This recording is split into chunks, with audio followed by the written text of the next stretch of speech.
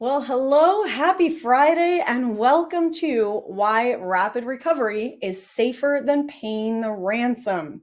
Today's webinar is sponsored by Veeam and produced by Actual Tech Media. My name is Jess Steinbach. I'm with Actual Tech Media, and I am so happy to be your moderator for this important, complex, and all-around fascinating conversation. Because here's the thing. When something bad happens to us as individuals or as organizations, we all have a tendency to just want to make it go away. Whether we activate our fight or our flight mode, one way or another, we just want to get past the threat, past the danger, and the discomfort. So for some organizations, that has meant just pay them and get this over with. And sure, yeah, we get that instinct. That makes sense. But is paying actually going to make the problem go away? Will that actually solve the issue? Is it even the safe bet anymore? And for many of us, we agree that it's not. So then what is? When that danger strikes and we're smack dab in the thick of it, what do we do? Luckily, today we have an expert speaker joining us to help sort through all of these complex questions and start to build a strategic approach beyond just paying the ransom and hoping for the best. This is going to be such an interesting discussion, and I don't want to take a single minute away from this interactive conversation. So I am just going to zip through a few of the important housekeeping points, and then we'll get us on our way here. So first, I want to draw your attention over to the questions section of your webinar console, because the absolute best part of a webinar like this one is the chance to ask questions directly of an expert presenter like we will be hearing from today. On top of that, our speaker, who I will introduce in just a moment here, will be watching your questions come in today in real time and will adjust the direction of his presentation based on the questions that you ask, the topics you suggest, or any other feedback that he sees coming into that questions tab. So that means that now is the time to get active and get involved in the conversation. Post those questions, post those comments, make your suggestions and general wonderments, whatever's on your mind. And hey, you know what? If you can find that tab right now, let's give it a little test run. Say hi, say hello, give a wave to the community out there with you. I know we're all having some good Friday feels, so share the good vibes. Now, as a quick side note, that questions tab is also the best place to reach out and let us know if you do have any technical issues during the session. Knock on wood, of course. I do want to remind you that a browser refresh is going to get rid of any of the usual tech gremlins, but if not, just shoot us a message in that questions tab and the Actual Tech Media crew will be there to help you out. All right, so now if you were looking along with me at that questions tab, I want you to go one tab over and click on the handouts tab. You're going to find some exciting content to go along with the webinar today. You can actually click on that link in there right now if you'd like, and open up. There's a really incredible resource for you that I'm going to chat about a bit later. So I highly recommend that you check that out, download that, and save that for later. And folks, it's not just awesome content that we're giving away today. We also have a $300 Amazon gift card as a prize drawing at the end of our webinar. Of course, you must be in attendance during the live webinar to qualify for the prize. And all winners must meet the Actual Tech Media prize terms and conditions. Now, if you're not sure what those prize terms and conditions are, fair enough. I don't expect you to have them memorized. Head on back over to that handouts tab that we were just chatting about. Click in, scroll down to the bottom. You're going to find the full T's and C's waiting for you there. Okay, now not only does asking a question today help steer the conversation and bring up the whole excitement of the entire webinar, it is also a great chance to win a prize.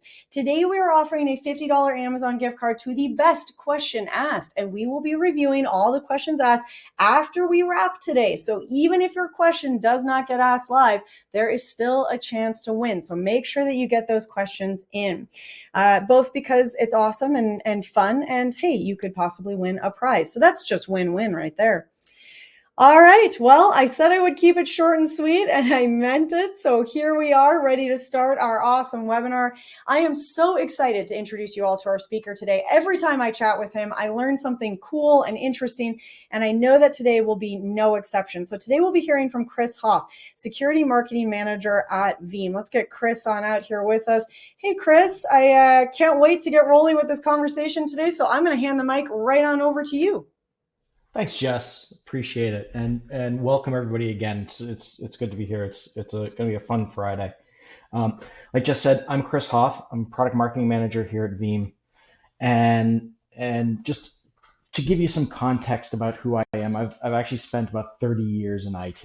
There was a time where I was a child, but um, 30 years in IT in total. That's operations, building networks, all that. 15 years in cybersecurity, both as an operator, consultant, did a stint in sales, and now as some of my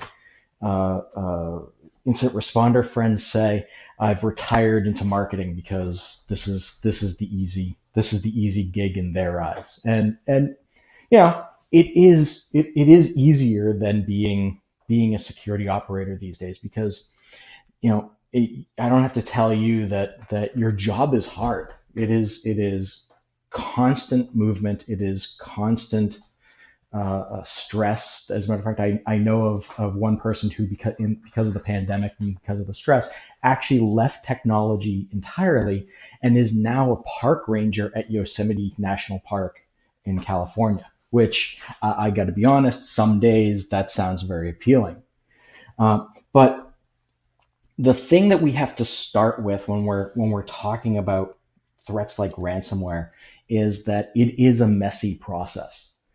There's a lot of organizations out there, mostly vendors, who want to tell you that if you just plug in my box, magic will happen. It'll be nirvana, unicorns and rainbows, and you'll be able to recover, and or you'll be able to even stop the threat. And we all know that's not necessarily the case. As a matter of fact, Jess and I, before we started, were talking about kind of some of the transitions that we've seen in the industry, saying that the malware detection, threat detection space has moved from focusing purely on detection into the world of endpoint detection and response, or managed detection and response. So we're assuming that things are going to get through.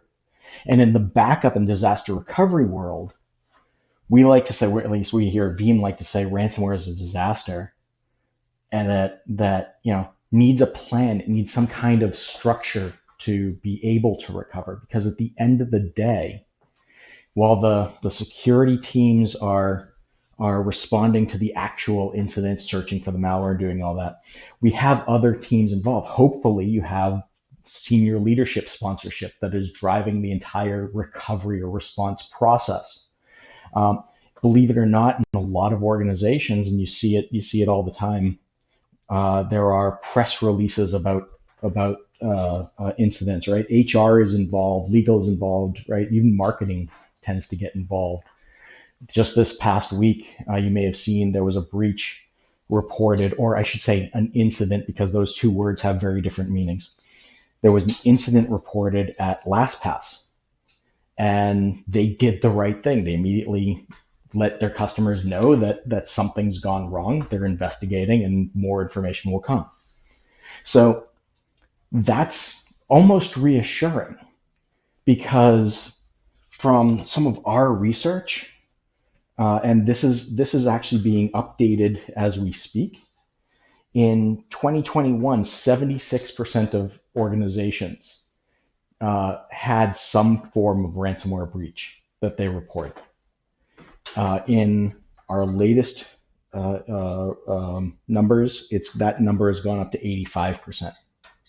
And so that tells me a couple things. First, the fact that ransomware is prolific is not surprising, right? We all know that, but more and more of it is getting in, because if you think about it, the bad actors have infinite number of chances to attack you, but you as the responder need to be correct every single time. So they only have to be right once.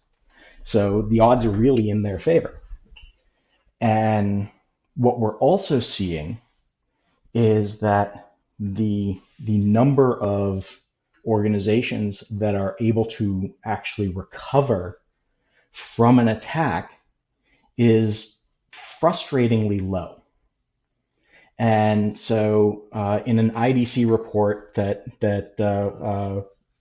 we commissioned and is in the handouts, about less than a third of organizations were able to recover on their own from their research. In our research, we did back in May, That number was actually 19%. So out of the 1,000 organizations that we talked to that did in fact have a reportable incident, 19% of those folks were able to recover without paying the ransom. And that's a disappointing number, right? You know, being able to say that you're part of the 19% is kind of special. Now, what's different about the folks who were able to recover and the vast majority who were not?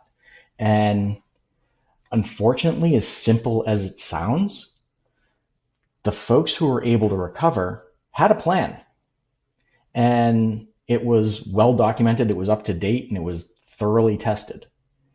The thing that's interesting and why I point this out is that another IDC report said that organizations only do disaster recovery testing once a year, and they only do it on systems, a limited number of systems, because it is viewed as being hard and it's viewed as being cumbersome and time consuming and manual and all of those things. We've frankly got more important things to do. I'm sure everyone on this webinar has a whiteboard someplace or you know, a to-do list of projects that are more important to the business. What we want to do, and from a documentation perspective, because we all love to write documentation, documentation at most gets updated on a quarterly basis. And if you think about the way that we create data, we create applications, whether it's on premises or in the cloud, that's not sustainable. That causes a lot of organizations to be in the midst of a cybersecurity incident and start making assumptions, right? I know a CISO who used to say that the worst thing that he ever wanted to hear during an incident response program was, "I think it works like that," or "it should work like this." You know, we all know what happens when we assume.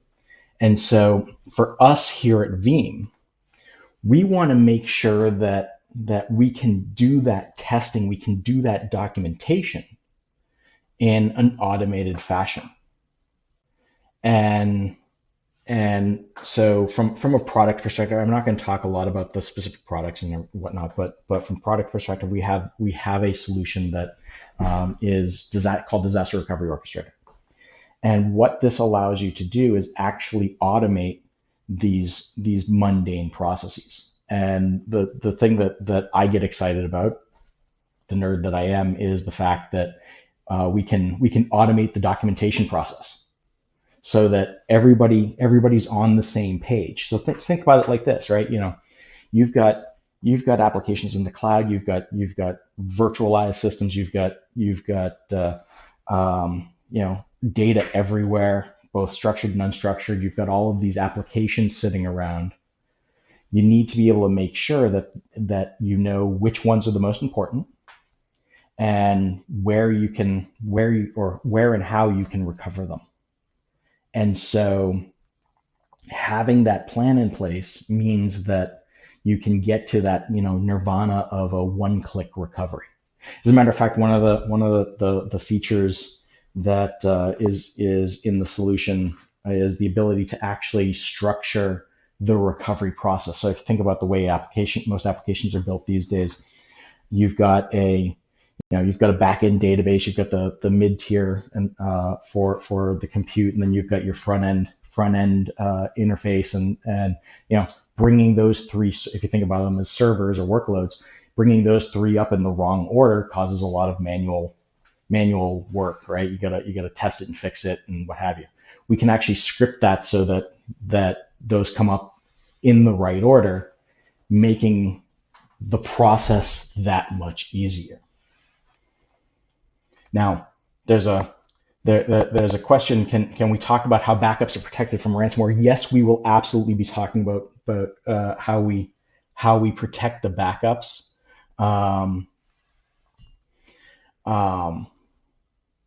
Sorry, I'm reading Alex's question right now. Um,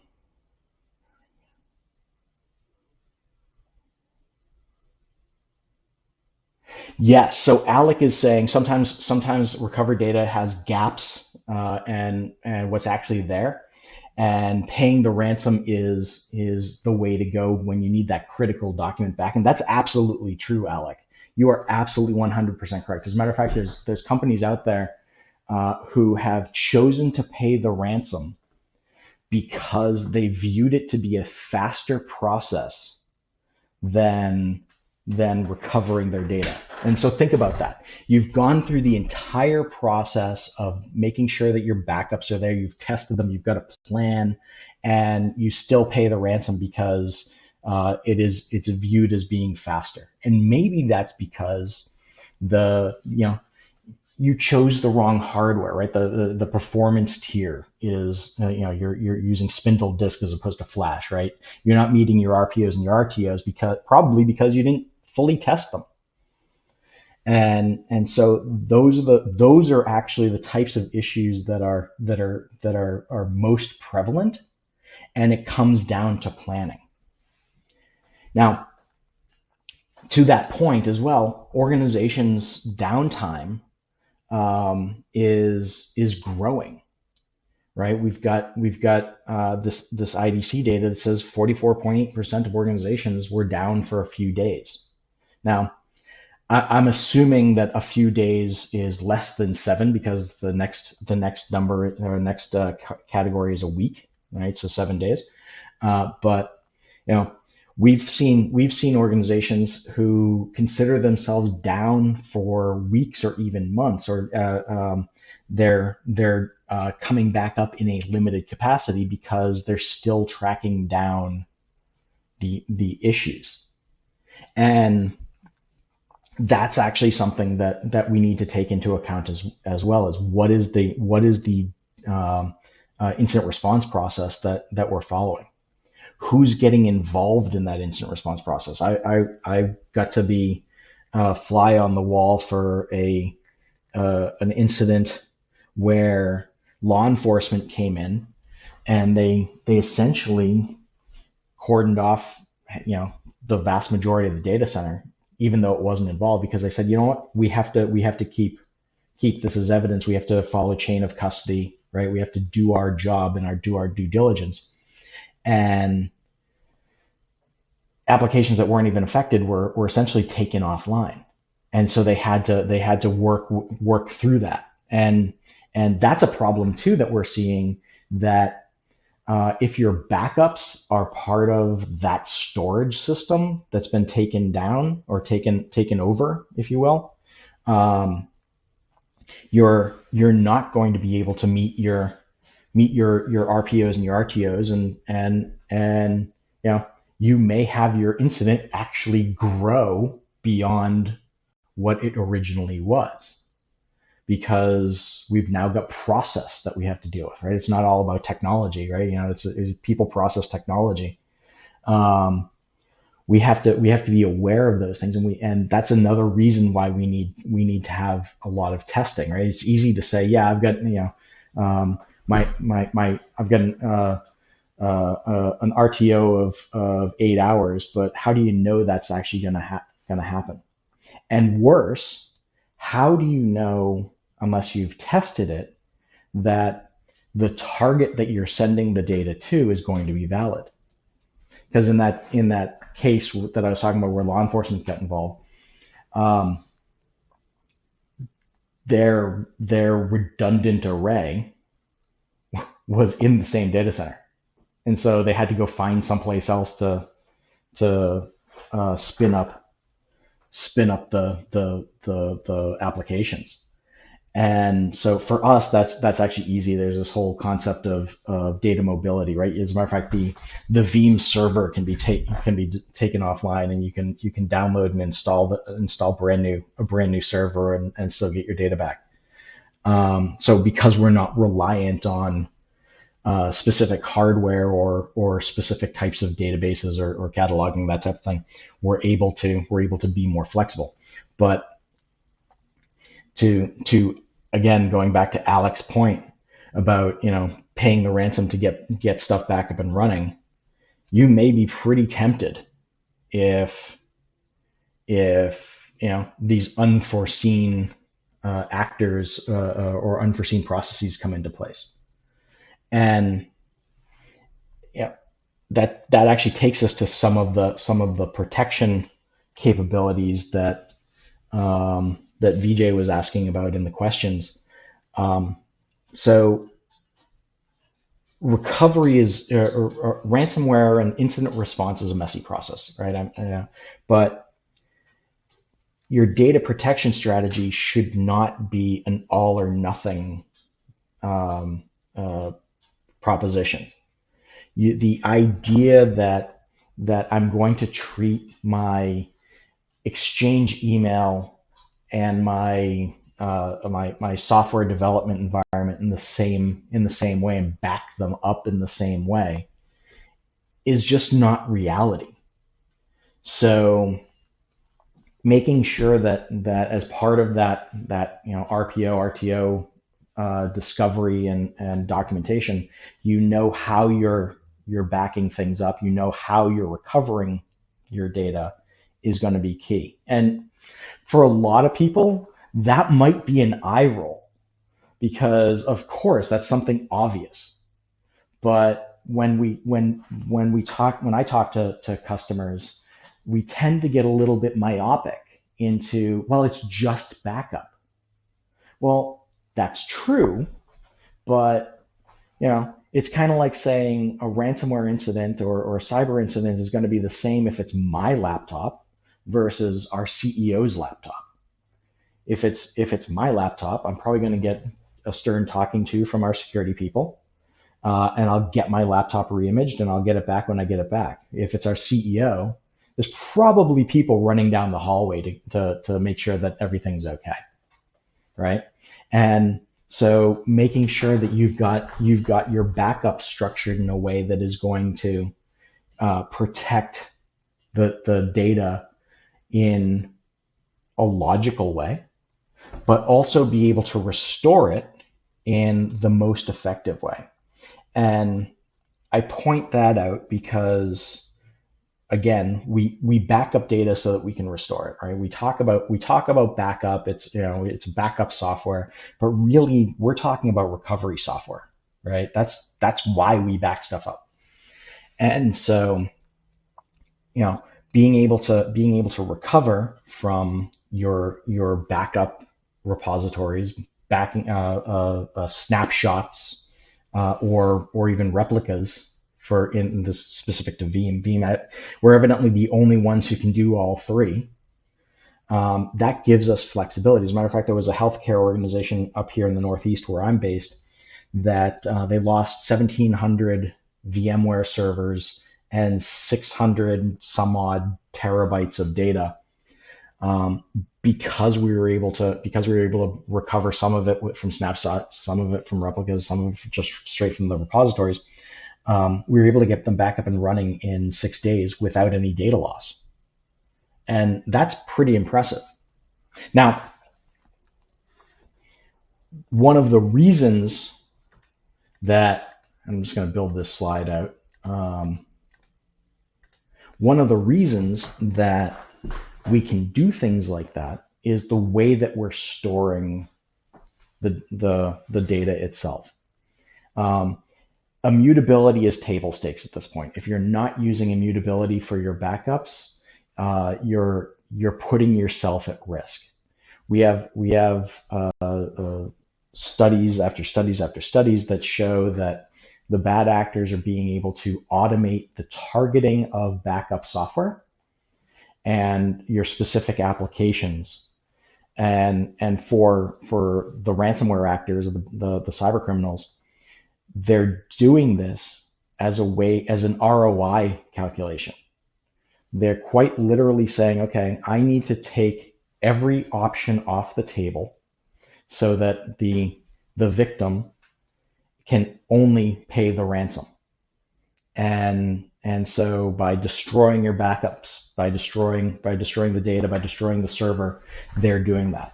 And so for us, what we want folks to do is, we talk about the 3-2-1 rule, right? 3 copies of your data, 2 different types of media, one of which is off-site air gap. That's obviously very important, but we want to make sure that you've got options to be able to have immutability across all of the tiers of your environment, right? From your performance tier, whether it's on premises or in the cloud, all the way out through your archive tier.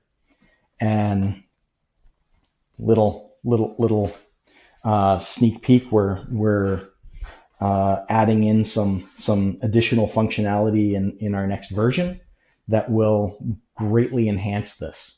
And so the point is that giving you the choice of how you're protecting your data is also going to affect how you recover it. Because if you think about it, I mentioned earlier about recoveries being too slow. If I say that I have to recover my organization's data in 24 hours, let's just be absolutely insane here. I'm going to probably be able to justify having an all flash array as opposed to disks and spindles.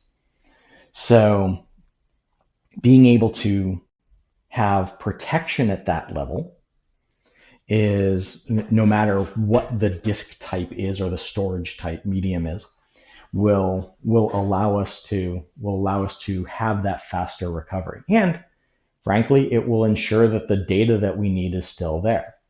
Now, we're seeing as well that I already kind of covered this, but we're seeing that growth in folks trying to disable backups. I think this number is growing, and as a matter of fact, just the automation that's being built into some modern ransomware families is, I'll be candid, it's impressive. Their ability to probe and document your network and figure out where your important apps are. So we're seeing the need for this level of protection more and more. As a matter of fact, there's some folks who have even gone back to tape and worm drives and kind of that old school storage because of these types of these advances in our attacks. Now, that's great for when the attack is happening, but what do we do to make sure that we're protecting that backup environment, and what are we doing to make sure that the data that we are recovering is in fact clean? Now, for us, there's the monitoring of the environment, right? There's the monitoring to make sure that you are actually backing up what you think you're backing up. The proliferation of new applications on a daily, weekly, monthly basis, as well as just gobs of unstructured data that's kicking around every one of our organizations, makes it hard to prove that you're backing up all of your data at the same time. We want to be able to go out and ensure that everything that you have out there is protected. So we can scan the network. And we can look for issues and unprotected devices. But more importantly, in my opinion, is we can track changes to the environment and alert or report on it. And as a matter of fact, we can even automate responses to things like that. So you get an alert that says, Chris changed this backup job. We can maybe kick off a notification that says, Chris wasn't supposed to do that. The reason that's important is that as part of this targeting of backup infrastructures, we're seeing bad actors going in and if they've got eyes on glass, they get access to passwords and accounts, right? That's how they're getting in, because we're not using MFA, we're not using We're not using complex passwords. We're using the same password for multiple accounts. They're going in and changing things like your backup jobs so that the job still runs successfully, right? So the job log will still show green, but it's not backing up the data that you think it is. So being able to see the change in the amount of data being backed up, or even just seeing that the change was made, becomes valuable and becomes an indicator that there may be a bad actor in your environment. And not telling you something you don't already know, but these bad actors are spending a lot of time in targeted environments so that they can get as much information as they possibly can so that they can maximize their profits. Now, all of this is for us is out of the box, right? So possible ransomware alerts and whatnot, but the key here is the ability to respond to it. As a matter of fact, part of that response includes the ability to scan your environment for malware. So there's a feature within the solution called data labs, right? And essentially what it allows us to do is spin up an environment in an isolated sandbox, run tests on it, and that could be scanning it for malware. That could be, as thinking about it from an incident response standpoint, maybe I'm looking for indicators of compromise. Maybe I'm looking for something, looking for evidence as part of my investigation. But being able to pull that up in a closed environment allows us to make sure that the data we're putting back into production is clean. And as a matter of fact, probably shouldn't be talking about this now, but I will anyways. We're building more automation into those capabilities in the next version of the product. So this is allowing us to further reduce the amount of mundane work that none of us really wants to deal with, because let's face it, in the middle of a crisis, we probably have more important things to do. The other interesting things about this concept of data labs is that I can do a lot of extra testing. As a matter of fact, if you're seeing the reports about software supply chain attacks these days, right? 2 years ago now was SolarWinds and Kaseya, where their source code was actually impacted. Being able to test a patch not just for performance and making sure it doesn't break anything, but making sure that it is not introducing a threat into your environment is becoming more and more of a requirement. And so you can actually do that. You can spin up your application, test your patch, and then destroy it, right? Shut it down and make it all go away, and without having all of that extra infrastructure that we all have, with VMs and if you're like most organizations, people have an entire rack of virtual machines that they can do this kind of testing on, which requires maintenance, requires its own set of patching and all of that. Now we're using production data to do that kind of testing.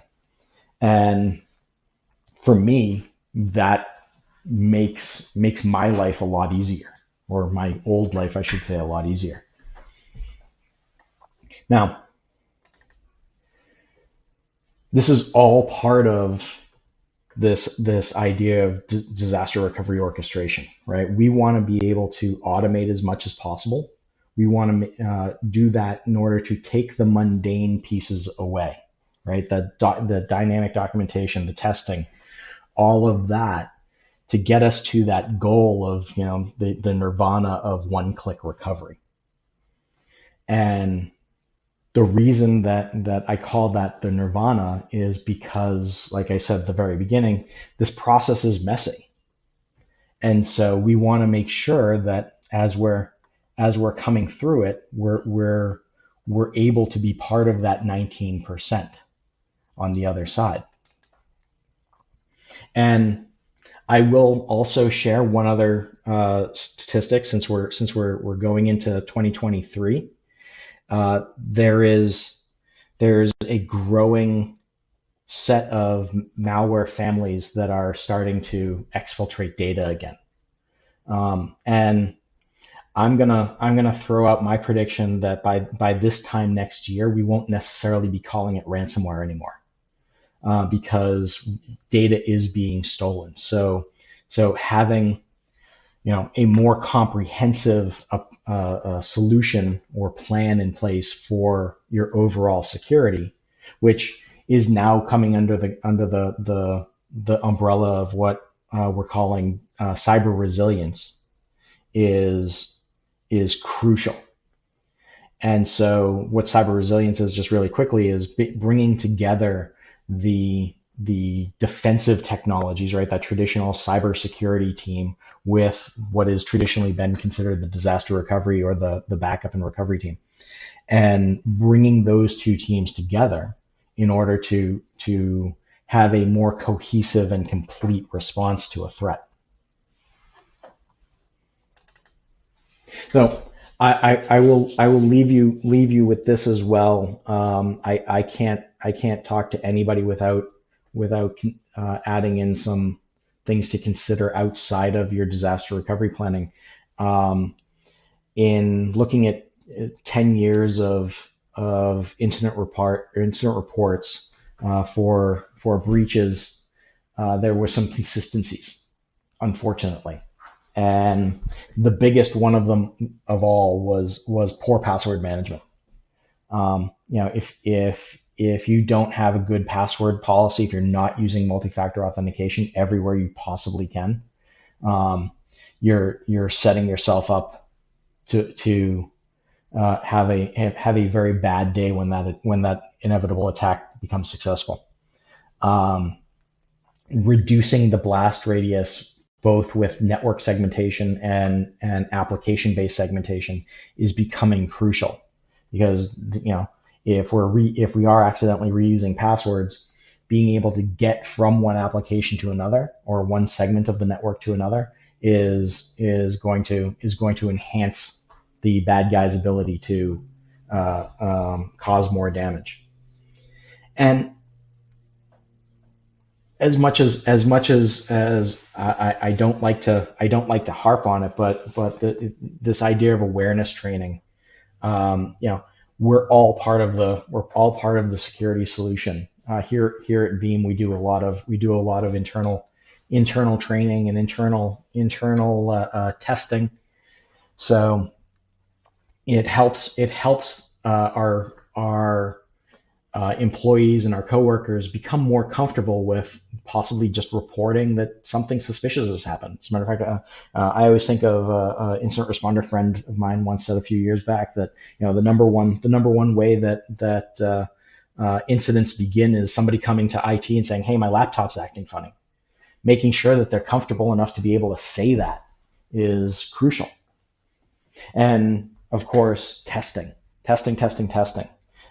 If you're not running red team, blue team exercises, if you're not doing wargaming and not pulling your backup and recovery teams into those environments, it is absolutely worth the time and effort to do that.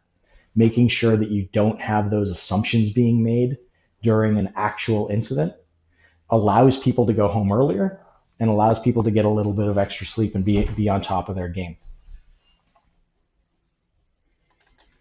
And so for us here at Veeam, it's from a product perspective, it is our platform, right? It's the backup and recovery and replication, Veeam One for monitoring, and Veeam Disaster Recovery Orchestrator.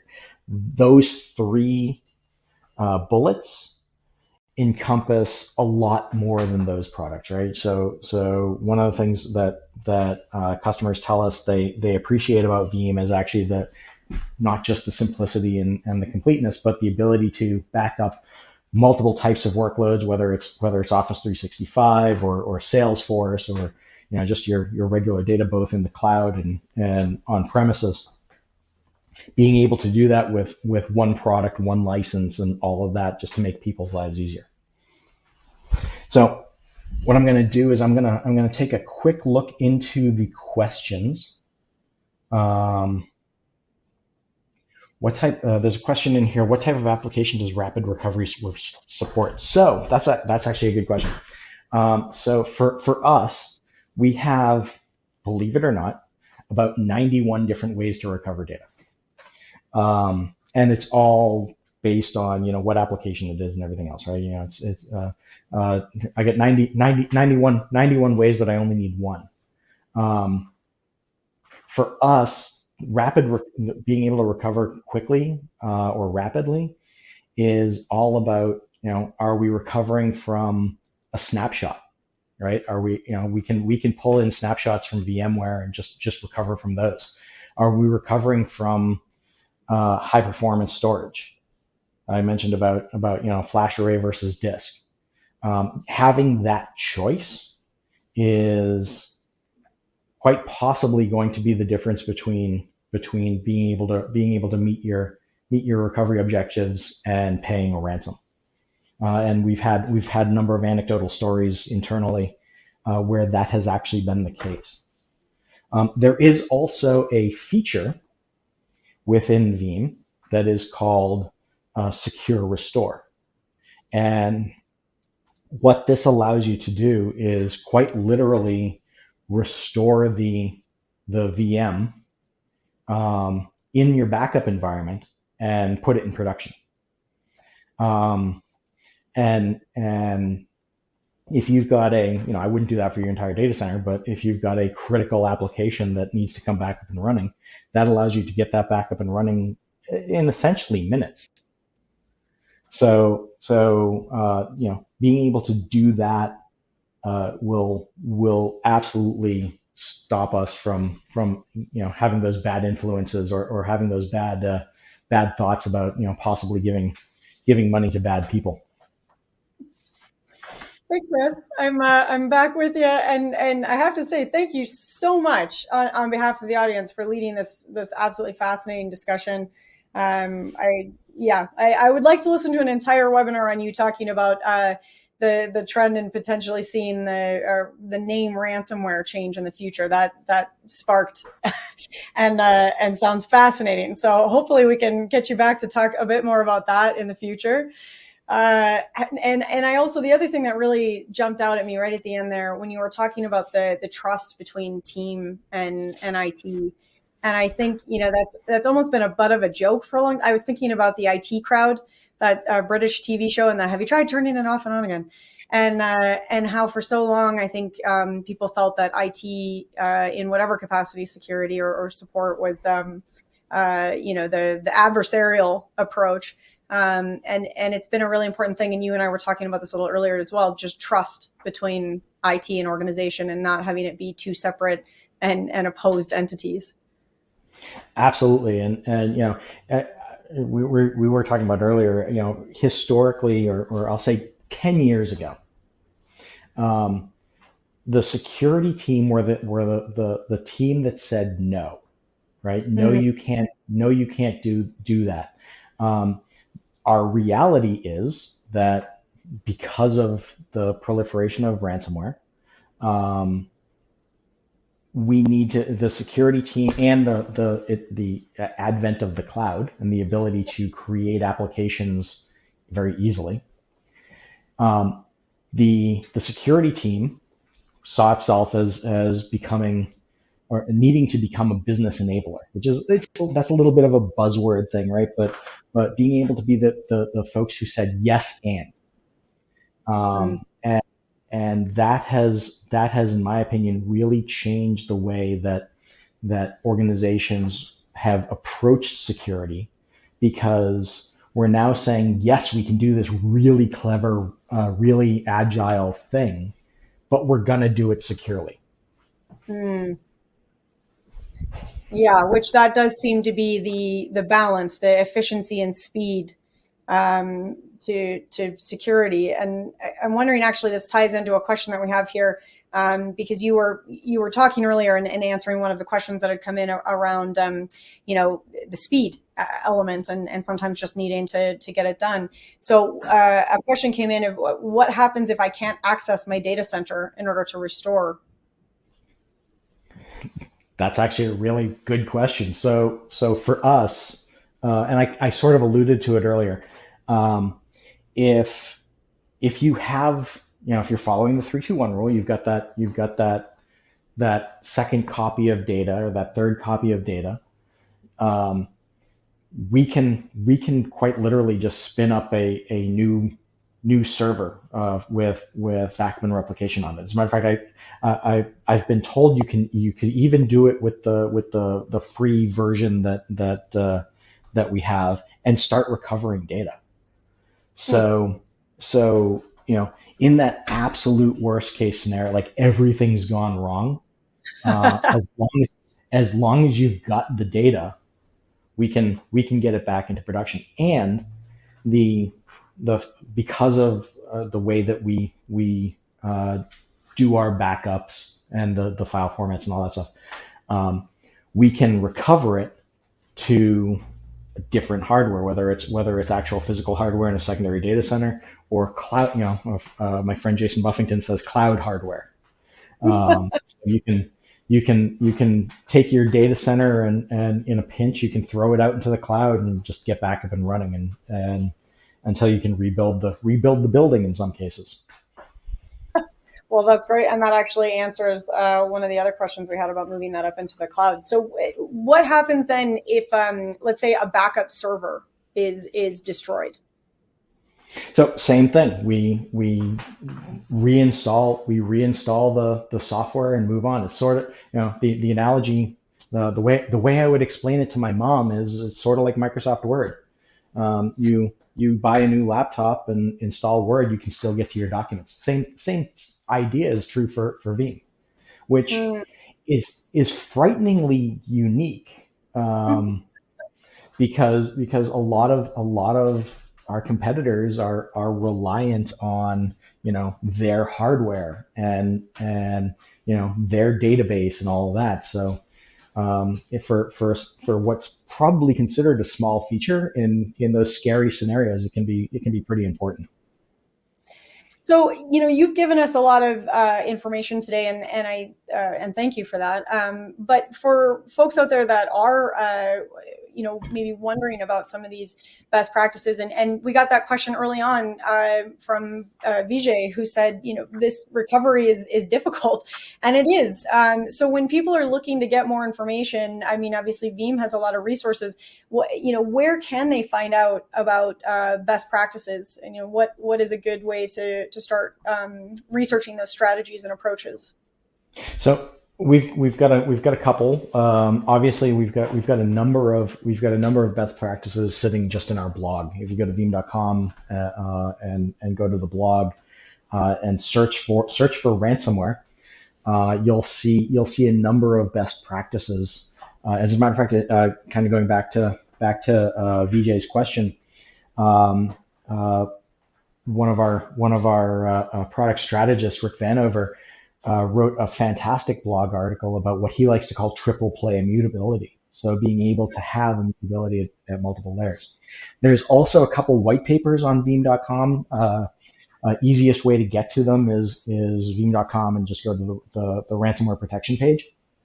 There's a very in-depth um, white paper that was created that goes through all of our best practices.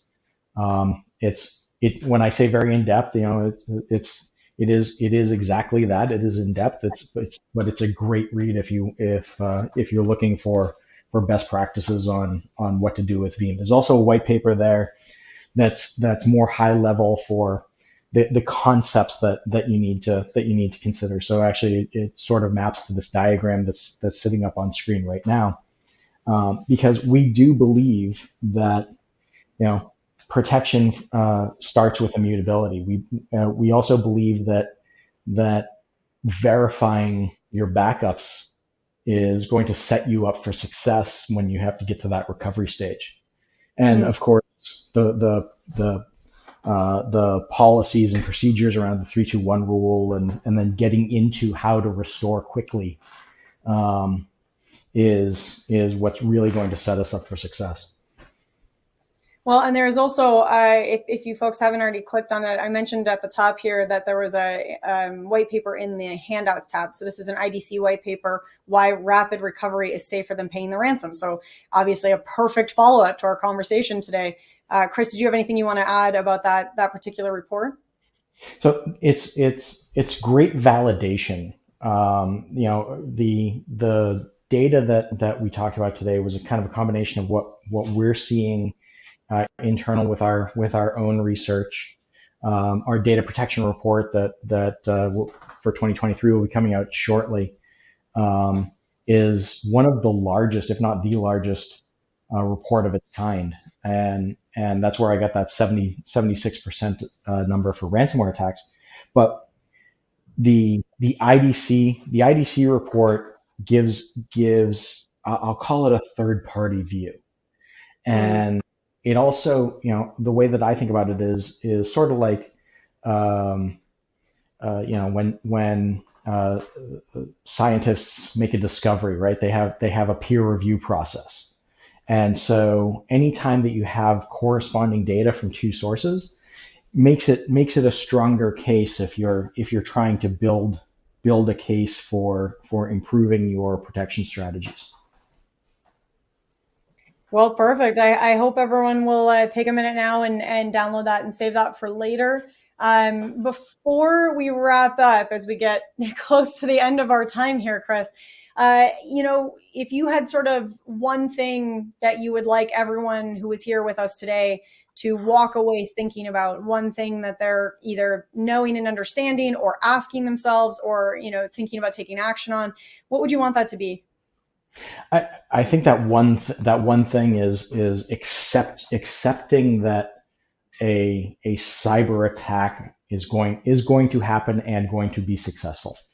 Mm. And I don't like using the trope of it's not if, it's when, but we're we're seeing, if you talk to the malware analysts, they're seeing upwards of 1 million new pieces of malware every day. Wow.